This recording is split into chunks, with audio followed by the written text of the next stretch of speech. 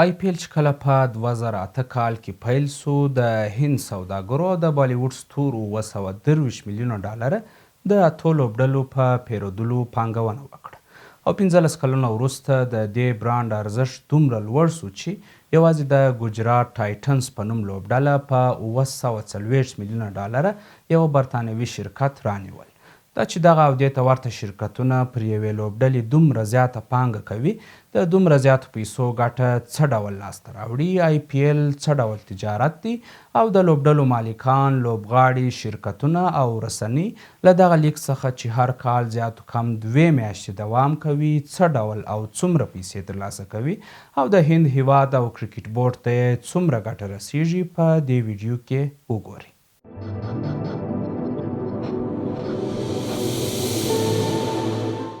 آی پی ایل له دې سره چې د سپورټ یو لیګ دی، خورا لوی تجارت یا بزنس هم دی.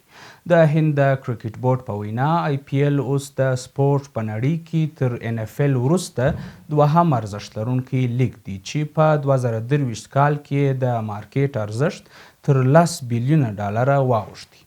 د آی پی ایل زیاته برخه پیسې د رسنیو او ډیجیټلي حقوقو او سپانسرشپ یا آی پی ایل له ملاتړ کوونکو شرکتونو څخه لاسته راځي. د آی پی ایل د رسنیو حقوق د 15 کلونو لپاره سټار انډیا او وایاکام اتلس په 6200 میلیونه ډالره رانیول چې په دې کې سټار انډیا پر تلویزیون د خپراوي حقوق او وایاکام اتلس یې آنلاین د خپراوي حقوق له ځان کړل. له دغو پیسو څخه 50 سلنه د هند کرکټ بورډ اخلي او پاته 50 سلنه د آی پی ایل لوبډلو ته ورکول کیږي. رسنۍ ځکه د آی پی ایل حقوق په دومره لوړه بیه اخلي چې د هند تر ټولو ډیر لیدونکی لیګ دی چې په 2021 کال کې یوازې پر تلویزیون تر 400 میلیونو زیاتو کسانو لیدلی و. کله چې په میلیونونو کسان پر یوه وخت تلویزیون ویني، نو د کمپنیو او شرکتونو لپاره دا خورا مهم وخت وي، ځکه دوی په داسې وخت پسې ګوري تر څو د خپلو تولیداتو اعلانات ورکړي او تر ډیرو خلکو یې ورسوي. رسنۍ چې په دومره ډیرو پیسو د آی پی ایل حقوق اخلي، د هغوی د دغو پیسو زیاته برخه او ګټه یې له اعلاناتو څخه په لاس ورځي. په 2023 کال کې د آی پی ایل په دوران کې د راپورونو پر بنسټ د 10 ثانیې اعلان د خپرېدو بیه 18 لکه هندي کالداري یا 21,000 ډالره ده چې د اعلان یوه ثانیه شرکتونو او کمپنیو ته لږ زیات په 2000 ډالره تمامیږي. د آی پی ایل د پیسو د لاسته راوړلو بله لار سپانسرشپونه یا د شرکتونو او کمپنیو له آی پی ایل څخه ملاتړ دی. د آی پی ایل تر ټولو ګران بیه سپانسرشپ د آی پی ایل له نوم سره د شرکت یا کمپنۍ د نوم یادولو دی چې ټایټل سپانسر هم ورته وایي. د دې سپانسرشپ لپاره د ټاټا په نوم ګروپ د 2022 او 23 کلونو لپاره په 1.8 میلیونه ډالره رانیوي. د دې تر مخه د ویوو په نوم یو چینایي شرکت له 2018 څخه تر 2022 پورې د څه کم 270 میلیونو ډالرو په بدل کې د ټایټل سپانسرشپ قرارداد درلودی. خو د هند او چین د اقتصادي اړیکو د خرابېدو له کبله یې د وخت تر مخه قرارداد لغوه کړ.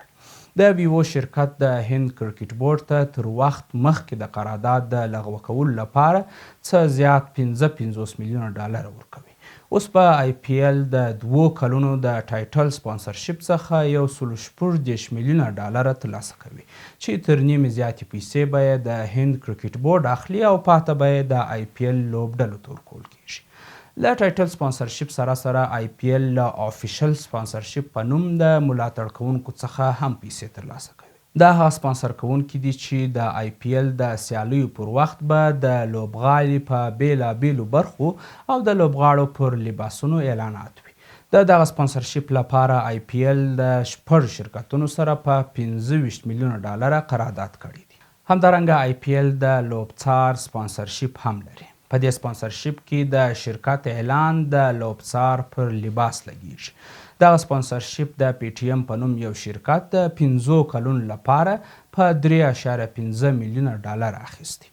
بل ډول سپانسرشپ چې آی پی ایل پیسې ځینې ترلاسه کوي د سټراټیجیک ټایم اوټ سپانسرشپ دی چې اوس یې قرارداد له سیټ شرکت سره په څه بالا 3.15 میلیونه ډالره کړی.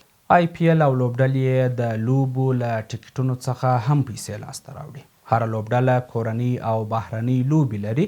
د کورنۍ لوبو د ټکټونو 80 سلنه عاید هغه لوبډله ترلاسه کوي او پاته 20 سلنه کې یې 10 سلنه د هند کرکټ بورډ اخلي او 10 سلنه یې ملاتړ کوونکو یا سپانسر کوونکو ته ورکول کیږي. په آی پی ایل کې له ټکټونو څخه ترلاسه شوی عاید د یوې لوبډلې د ټول عاید له 10 څخه تر 15 سلنه جوړوي. له دې سره سره د آی پی ایل لوبډلې ځان ته ملاتړ کوونکي یا سپانسرز هم لري. دغه ملاتړ کوونکي د آی پی ایل نه بلکې یوازې د یوې لوبډلې ملاتړ کوي او د لوبډلې لپاره د عاید یوه سرچینه وي. د آی پی ایل لیګ د عاید ګټه یوازې د لوبغاړو او د لوبډلو تر مالکانو پورې محدوده نه ده، بلکې د هند هیواد ته یې هم په اقتصادي لحاظ خورا زیاته ګټه رسیږي. په 2015 کال کې د هند کرکټ بورډ د کې پی ایم جی په نوم یو ګروپ د دې لپاره وګماري ترڅو د هند لپاره د آی پی ایل اقتصادي ګټه وڅېړي. د دغه ګروپ د سروې پر بنسټ په 2015 کال کې په 2 میاشتو کې 140 میلیونه ډالره د هند ناخالص کورني محصول یا جی ډي پي ته ګټه رسولې، چې دغه ګټه په 2021 کال کې په 2 میاشتو کې 182 میلیونو ډالرو ته رسېده. آی پی ایل له پیل څخه تر اوسه پورې د هند حکومت ته تر 3000 میلیونو ډالرو زیاته مالیه ورکړې. د آی پی ایل له پیل څخه مخکې د هند کرکټ بورډ پر ادارې لازمه نه وه چې د هند حکومت ته مالیه ورکړي. خو دا چې آی پی ایل یو سوداګریز فعالیت دی، د هند حکومت پر کرکټ بورډ د مالیې ورکول لازم کړه، چې اوس هر کال حکومت ته زیاتو کم 44 میلیونه ډالره مالیه ورکوي. د مالیې د ګټې سره سره آی پی ایل په تیره یوه لسیزه کې تر 1 میلیون د زیاتو کارونو ملاتړ کړی او هند هڅه کوي د آی پی ایل زیاتره کارکوونکي هندیان وټاکي.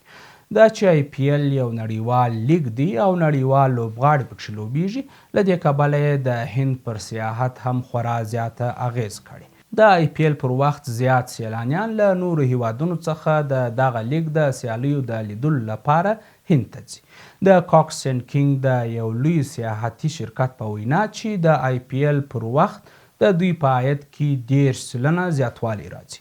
آی پی ایل د هند ملي کرکټ او د هند کرکټ بورډ ته هم خورا زیاته اقتصادي ګټه رسولې.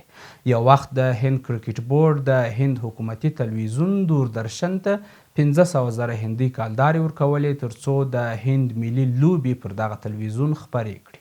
خو اوس دغه بورډ له رسنیو څخه د یوې آی پی ایل لوبې د خپرولو په بدل کې 6.5 میلیونه ډالره اخلي.